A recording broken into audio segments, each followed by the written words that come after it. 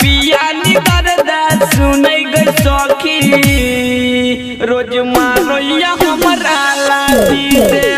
पिया नी दर्द सुनै गई सखी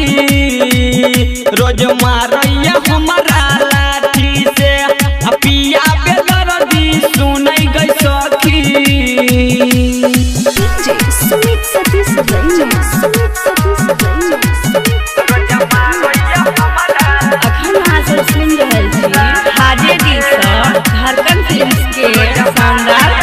आग लागो बजर पर पंडित जी के पतरा कृष्णा कन्हैया गई सखी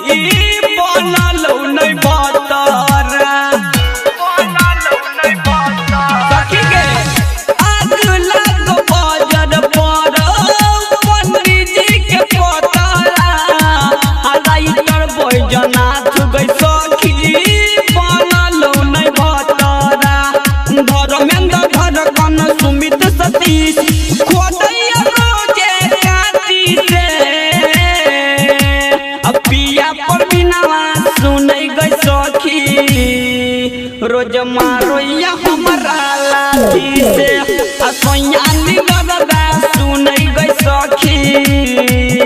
रोज मारो